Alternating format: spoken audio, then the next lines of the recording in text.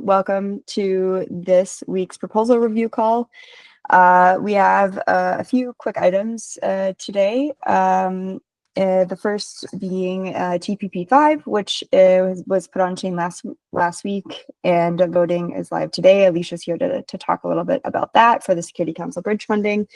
Rafa has published a formalized version of MinterMod standards, which is really exciting. You guys have heard us talk about this for weeks and weeks, and talked about kind of the theory of what we were trying to plan to build with MinterMods, and a lot of those are starting to come to life. So excited to hear Rafa go over those updates for the MinterMod standards. And I wanted to do a quick little preview or overview of the recent docs updates that we did or completed and also shared a few weeks ago in the Telegram chat.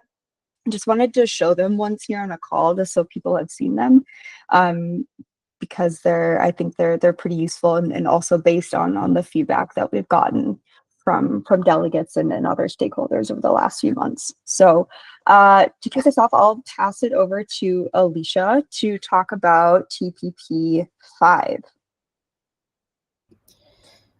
Okay, so I wonder if we can just scroll down to that first section.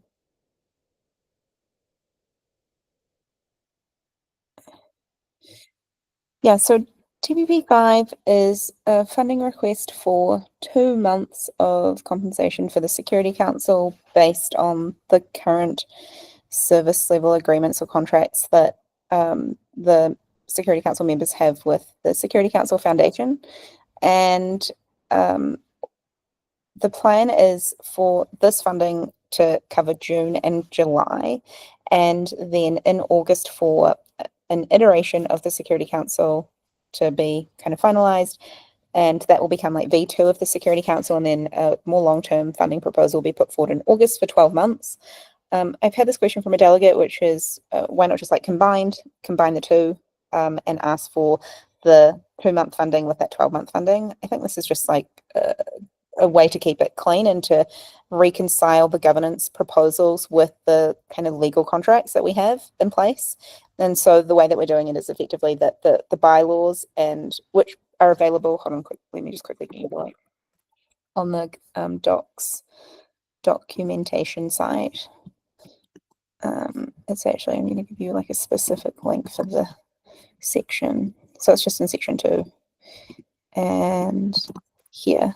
So there's a link. It says the Security Council entity bylaws can be found here. And so I guess one of the considerations, one of the things that makes this more complex than maybe other kind of Security Council proposals that you may have seen in other DAOs is just that the intention with ZK Sync and the governance system was that governance bodies and participants were kind of intentionally built in with a lot of kind of independence and decentralization that was baked into the legal structure. And so it's not just a matter of kind of changing our mind and then doing a governance proposal to align with that. There is like a lot of legal work that has to take place in order for changes to be made effectively. So the idea was that we keep V1 funding like really contained, and then in August we'll do V2 funding, which will line up to new contracts, which will also be on the doc site. That's the reason why it's only 2 months. And then, yeah, I don't know if anyone has questions beyond those. And then maybe just a question, let me just check the price quickly, because I know this is often a consideration. So the current price is, say, 6 cents, like 0.061. And the calculation for this proposal was done at 4 cents.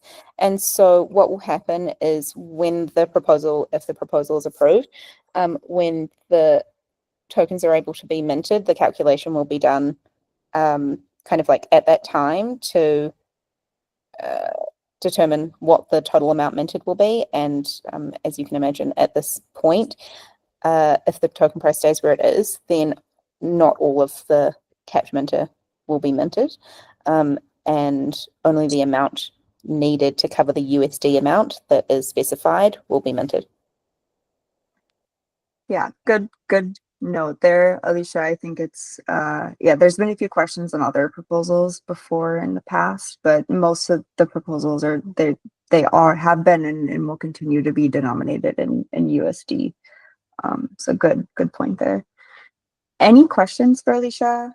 I know there were a few kind of initial strong reactions when this is posted. That, as Alicia mentioned, this is especially in regards to the price tag, but as Alicia mentioned, this is based on the current model, which is being worked on to change at the moment. So yeah, but totally understandable if there are any questions or additional questions that wanted to be shared here.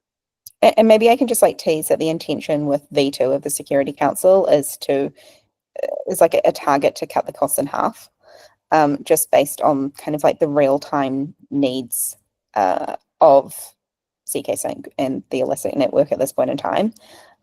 So yeah, I totally appreciate that the numbers are really high for this request, and that you will be able to see the contrast between this proposal and the next one. And yeah. Yeah, Alicia, correct me if I'm wrong, because you were in charge of setting this all up, the Security Council and everything. The initial intention or the initial design when launching governance was to create like a really strong, robust, professional Security Council to offer the community at launch. Now, just based on learnings and actual needs over the last almost year now, have realized that that doesn't necessarily fit the reality of the needs at the moment or expected needs going forward. Is that correct? Yeah, I think it's more like, to be honest, it's like a single line item, which is a 15-minute response time contract. So we have like 4 entities on a 15-minute response time, and that means that they are responsive within 15 minutes, 24 hours a day, 7 days a week. And so obviously for that level of responsiveness from the entities that we have on that contract, which are Matter Labs, Open Zeppelin, Nethermind, and Sparebit, it is like a significant outlay of capital. And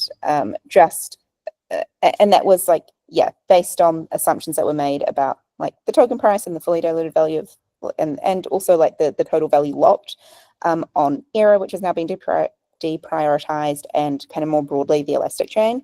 So just if I was to kind of like pick one thing, it would be just like a tweak of that single line item, kind of brings the Security Council more in line with the kind of more realistic needs of zkSync at this point in time. Doesn't mean that things can't be scaled back up in the future when things grow, but the idea is just that, yeah, that it makes a difference like every month, that we can make it more kind of pragmatic. It's worth doing. Yeah, great. So yeah, keep.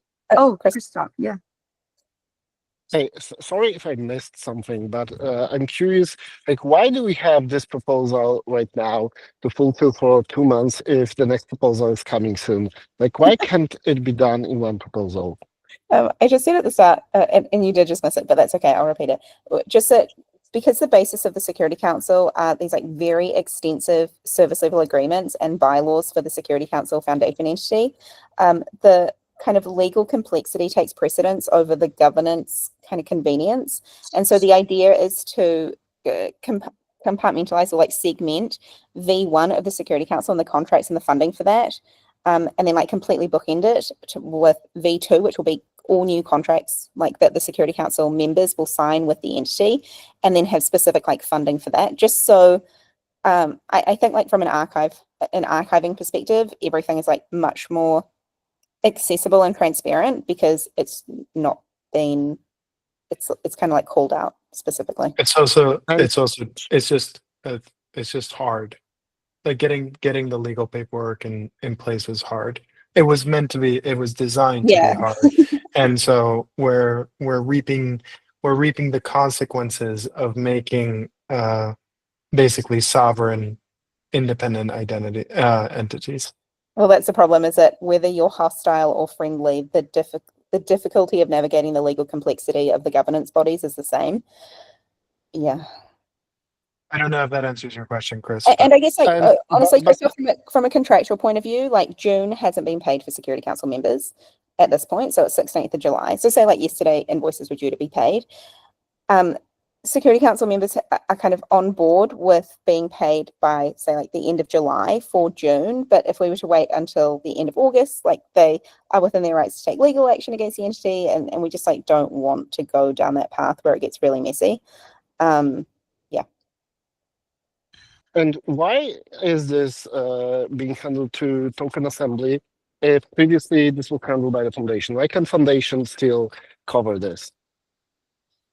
Yeah, so the foundation kind of stepped in to almost, I don't know, just to like patch the gap almost. And the intention was that at launch, these governance bodies, so like Guardians and Security Council, would be funded for 12 months, which would do exactly what we've experienced, which it would give us time to understand like what the real needs are of the governance system and these governance bodies within it. And so they, just because they like also received a token allocation at launch, were able to kind of kindly offer that to us. I think a separate point, but I think really important to note is that these entities should not be seen as subsidiaries of the foundation in any specific way. And fiscal dependence of these entities on the foundation basically puts at risk their independence under test. Yeah, that's a Wait, but that's what exists right now, right? Like That's why because- we're trying to move it. Yeah. Okay. So like still, for those 2 months, and sorry, for those 2 months, like it could still be like that. Like we are just continuing thing that existed for last year. And my last question would be, what happens if we don't pass this proposal? If you don't pass this proposal, the options are that the Security Council Foundation defaults on payments and will be wound down, and Security Council members will not have been paid for June and July. And at that point, there's no expectation that they would be responsive, obviously. And we would need to pass another proposal for funding and potentially a ZIP as well to update the Security Council multi-sig and figure out what happens going forward. Okay, so that's like the really hostile path. Or I mean, or the foundation steps in. Yeah, or they do. But the point is that the foundation is, my understanding is that the foundation was intended to fund ecosystem ecosystem things, and the token assembly is intended to fund governance things, and the Security Council is a governance body. And so as soon as possible, like we want the funding to be approved by the token assembly. And so even though obviously the 12-month proposal of V2, it was intended to go to the token assembly, we thought like, why not also put this to the token assembly? Because it's a governance body and we've been doing this voting thing for a year now. Like I think people could handle it. Do you think that the funds shouldn't come out of the TA? So I don't know, but it feels weird kind of, because like it feels like it's an expectation for the token assembly to just approve whatever you will put up on the table. Like token assembly had no input on the deals, on the whole structure. Like you are putting up a proposal, you expect us just to ratify it as if there was no other option. You're right. Which might be the case. It might be the case, it might be the right decision, but simply my natural reaction is, okay, why do I need to do this? And why does it need to go from the token assembly? Yeah, I do. And you're right. I do have the expectation that the token assembly would approve the Security Council funding request on the basis that these docs were shipped at launch, like last, I don't know, August. And that if there was an issue that the token assembly found with the structure or the compensation or the bylaws of the Security Council, that would have been raised in the past like 10 months, whether it was, when we had like 1 or 2 of the emergency response situations that we were in with like different protocol upgrades or downtime or whatever it was. I guess the expectation was just that if there was an issue with like the current kind of setup and structure of the Security Council, that the TA has had like an opportunity to raise it. But to be honest, like I understand this point of view, but like why would Token Assembly comment on something that was not in scope or not like not the interest of Token Assembly? Like it was set up before, it was, we had no input on this, so why would we comment on this? I mean, in the same way that the Token Assembly has input on, say, the token itself, like the ZK token, all of those parameters were decided like at TGE prior to the existence of the Token Assembly, and the Token Assembly has gone on to like kind of take ownership of the token because it's like an aspect of governance. So I think that a governance body like the Security Council and Guardians are no different to the token in the way that they are a component of the governance system that is in scope for the TA. But maybe Rafa has ideas. I don't know. Well, I think okay, so number one, I think these are the types of questions that I think need to be raised, and why probably part of my recommendation to start this conversation now, it was like to push this proposal and to start these discussions. I think it's under like, I think in general, the Token Assembly, I think it's worthwhile to acknowledge that nothing will be reviewed and discussed unless a proposal is actually set to a vote. I think that's a fair thing to do. I think one of the important things is that the Security Council structure, especially for the version 2 recommendation that Alicia is working with the Security Council on, is being discussed right now. And this proposal actually sheds light on that conversation and raises that conversation earlier rather than later. I actually don't think there's like direct engagement in the design process as much as we would want that to be, because it's been 10 months of the system running. The docs are public. We talk about this consistently. It's still a big system, right? So the specific aspect of the system won't actually be debated until there's actually a proposal that debates that specific aspect of the system. So I think that a couple of things. The sooner that the Security Council can be an independent entity, from a funding perspective, the better it is. The way they achieve that is through the Token Assembly. Yes, I agree that as a Token Assembly, you should review this and say whether you want to support it or not, or say no. Like, we think this, you can write a comment and say like, no, I want this to be covered by the foundation, and we will vote on the version 2. Like, that's okay. You can provide that response.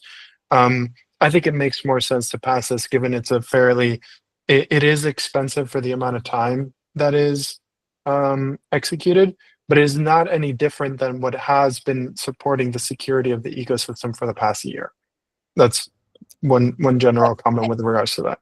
And then I will also just say one thing just on the past year, and why we maybe haven't talked about the Security Council, is that the Security Council has been like wildly responsive with regular protocol upgrades and in emergency scenarios, of which we've executed 2 emergencies this year, like emergency upgrades this year, and we have had at least 1 other scenario that required an emergency response. And so because it's almost like, because the Security Council has operated like very effectively, it's like never been called into question by the TA. And then obviously, as Christoph said, just because the funding didn't come from the TA at the beginning, it almost seemed like out of scope. And so the idea is to make sure that it's like falling within scope. Yeah, and I think one note, Shelby, Alicia, I think something that is potentially missing is a communication on the expectation of scope for the Token Assembly. I think this has been implied from launch. So Security Council, Guardians, some of the governance infrastructure that, conversations that we've been having, but it hasn't been directly addressed. So I think maybe in 2 weeks from now, as we should at that point have a discussion for what the Security Council version 2 should look like, and we should be able to clarify those expectations and open that up to debate. Mhm. Christoph, would that help? Well, like Yes. I think the short answer is yes. Uh, from my perspective, like this means that like I need to dig into the details of Hmm.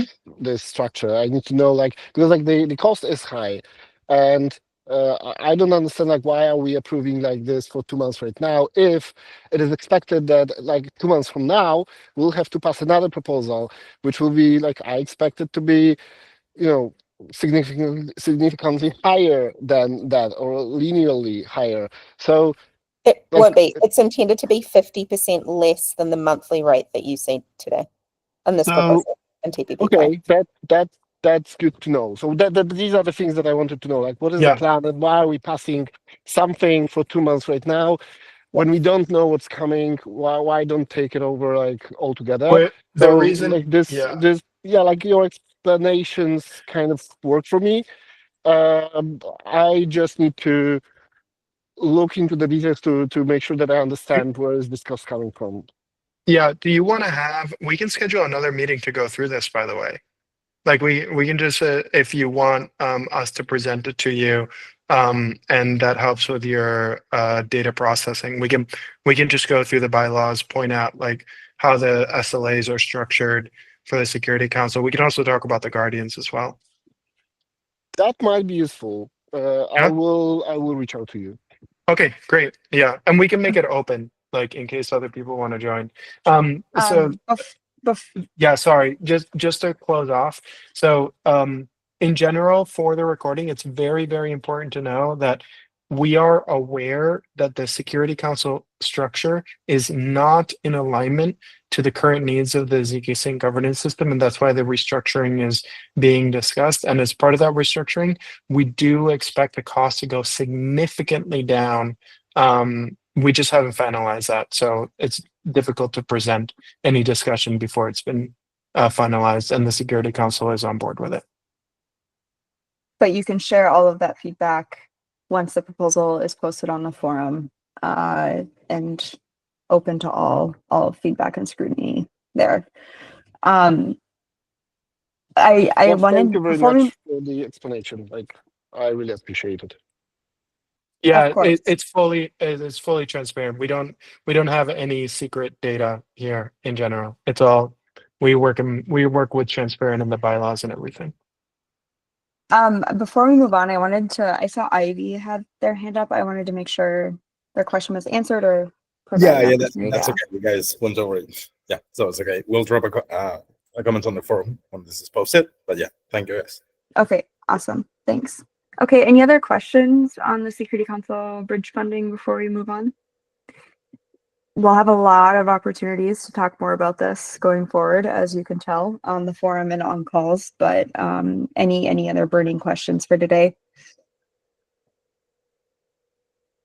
Okay, great. Then I will pass the mic over to Rafa to give an overview of the Mintermont standards that he published last week. So first off, a huge shout out to Scopelift, who has been partnering with us on this. The quality of their work and also just the really diligence in terms of project management and quality is excellent. So we've been talking about CAP Minters for a little while, and we're beginning to look to see. We've been developing and are beginning to ship basically a more comprehensive kit to think about distributing token rights as like minting, instead of just distributing assets. So this is kind of like moving towards custody-less token governance. And also moving towards kind of like a modular approach to managing these different rights. In this document, we have created the first Minter mod, which is called a rate limiter. So this means, for example, you can connect a rate limiter to a cap minter, or you can connect a rate limiter to multiple cap minters. Which means you can have like different types of local and global rate limiting in terms of minting process, so more refined control from the token assembly. We also have created a dedicated repository so that anybody can contribute new Minter mods. I hope that we will be able to run a competition on maybe some Minter mod hacks in the next like 6 months or so. That it's not at the top of the priority, but that's like kind of where we're going for, so we can stimulate some external contributions. You can imagine Minter mods related to eligibility that, for example, compose with ATS protocol.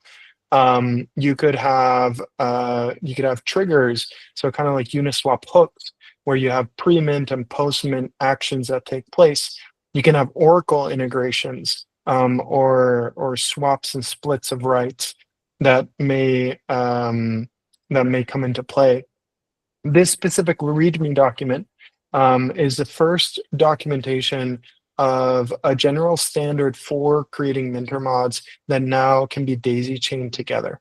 So they're composable and they're extensible. So if you scroll down, you can see kind of an image where a user can call mint an eligibility module, checks if that user has, for example, an ERC1155 or let's say a hat, which then that module actually daisy chains the mint action right up to the token contract. And you can move these, and you can, because the cap minters and all these minter modules allow for hierarchical design, you can have, for example, a cap minter that has different rate limiters, each rate limiter connected to another cap minter. They each have multiple eligibility criteria that have different triggers that create access to different users, which again, all this is done without any custody management of the token itself. We're in a very good position in the fact that token programs have been lagging a little bit. But what's really cool with this is that this also will allow us to connect to other protocols. So let's say that we were going to enable tally staking for governance. We can imagine a situation where a cap minter is connected to a rate limiter that says, okay, we're only going to distribute X amount of minted rewards per month or per period, and that mints directly into the staking contract. There's no multi-sig that actually has to like mint tokens and then send them to a staking contract or anything like that. So it's mint on demand. If you scroll down, you can see developer instructions with regards to this.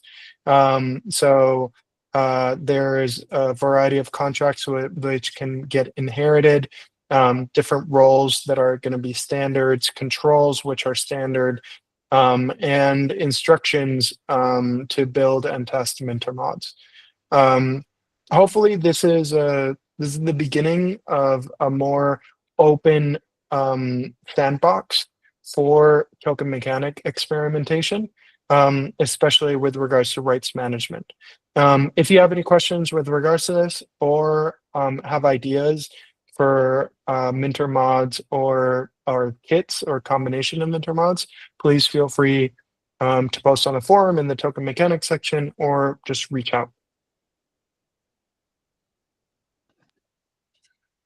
Yeah, just to add one comment, this is really exciting to have, especially considering where, just thinking about when governance launched, the ZK-Sync governance launched, and we had this vision of token mechanics, and we had the core like building block, which is the cap minter and the cap minter factory. But the kind of longer tail kind of vision of token mechanics was still missing, or like we didn't have like these contracts, that we just had the kind of the theory for it. Now we have this really important infrastructure, and as Rafa said, as hopefully market conditions improve and token programs can start launching and flourishing, this infrastructure is there and it exists. These tools are there and they exist. And with documentation like this, and also additional documentation that we're planning to launch and provide, will hopefully make the actual the toolkit, or the token mechanics toolkit that we've kind of been talking about for the last few months, will exist and be ready to use. So really cool to see these building blocks finally finally fall into place. Any questions for Rafa on the Mintermod standards, or maybe any of the Mintermods that we've been talking about over the last few weeks that we're working on, like the rate limiter, for example?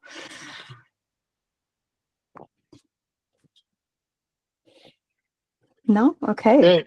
Rafa, did you have an update actually on the rate limiter Yeah, Mintermod that you wanted to share? yeah, if you click on SRC, so source, in the repo on your left-hand side, and you click on the rate limiter, so scroll down, yeah, right there. So the rate limiter is created. There's also a factory. I haven't posted this publicly yet, but hopefully we'll start seeing what there are any token programs that can benefit from different rate limiter work. So And stay tuned. will the factory be similar to the Catminter factory, Rafa, that we all know and love? Yep. Yeah, Great. correct. It'll be for the rate limiter specifically, but yeah, and yeah, excited. And I spoke to Shelby a little bit earlier today about creating a couple of videos to make Catminter creation more accessible to anyone that will create a token program in the next year or so. All right. Yeah. That's it. Great. Thanks, Rafa. Yeah, and then moving on, I guess, to the next topic was just docs and resources overview. But since we're on the topic, I'll just mention or follow up on the video comment. Yeah, definitely planning on making some overview videos of how to deploy your own Catminter, as well as some videos or just resources on how to read contracts. I made a promise when we started or when we launched governance last year that if I can deploy a Catminter, anybody can deploy a Catminter, and if I can read a contract, anybody can read a contract, because I'm not natively technical.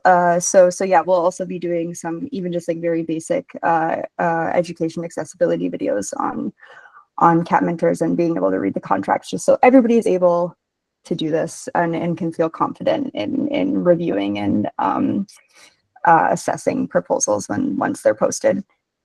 Great. Okay, so moving on to the docs overview piece. So a few weeks ago, I posted in the Telegram channel that we did like a big docs revamp, and pointed out a few highlights. So some of this stuff will look familiar, but the key pieces I wanted to highlight here was under the getting started with ZK Sync governance, we added this ZK Sync governance 101 section.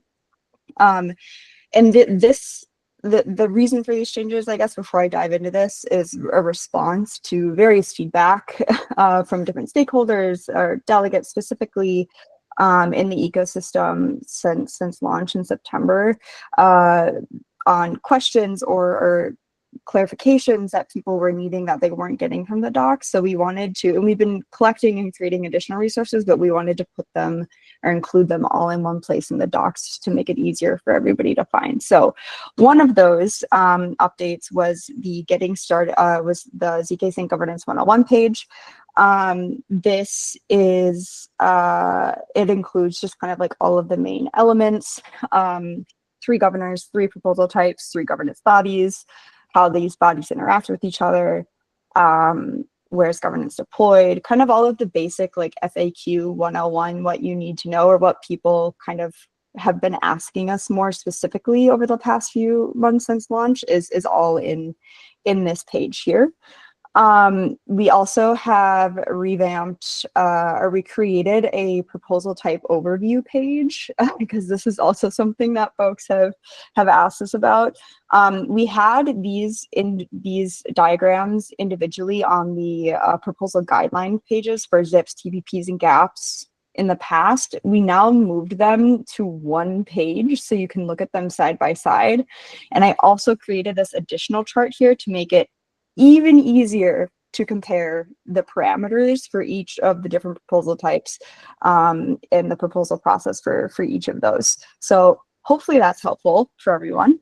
Yeah, just did some updates to proposal guidelines, revamped some of these specific guidelines for each proposal type, and created an FAQ page specifically for each proposal type with a lot of information. And the one that's probably had the most attention and the most updates was the ZIP FAQ.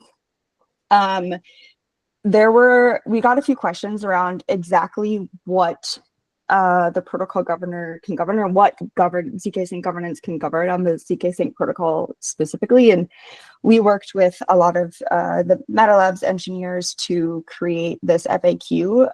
And yeah, so you can find a lot of information here. If you're No ale curious. nie taka praca. Nie ma co narzekać. Christoph, I think Chris, might you might want to Long mute. story. I got it. No worries. Yeah. So this page, if you're curious or want to find more information, specifically about about zips or the protocol governor and how governance impacts the zk-Sync protocol specifically, that is now here because that was missing here before. But yeah, just wanted to highlight these few things. Also have like an additional TPP FAQ page with more information, etc. as well.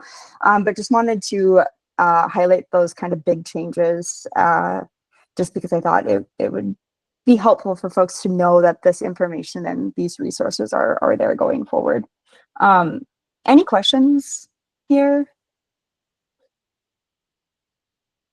Or feedback, wishes, anything we missed? Any additional things that would be helpful? If you can't think of it now, my door is always open, or my inbox is always open. Always feel free to reach out or make requests for additional resources or diagrams, etc. That would be helpful for you folks. Yeah. Sorry, just one note for the folks here. Besides the Security Council kind of like version 2 funding proposal, which is expected next month, there will be one for the Guardians, and there will likely be one for like standard governance infrastructure. I'll work on getting you guys the necessary briefs in the next couple of weeks so that we discuss them as they go on the forum, and we discuss any concerns far before the on-chain voting period starts. Great. Okay. If there are no other questions or comments, then we can close it out here. Thank you everyone for joining, and thanks Raf and Alicia for presenting today as well, and for all the questions. It's great to have questions. We're meant to have these discussions, you know. So here, that's the purpose of these calls, but also on the forum as well. So thank you guys. Hope you have a great rest of your week. I'll have the notes and recording up this afternoon, actually. So yeah, we'll ping you then. See you online. Bye guys.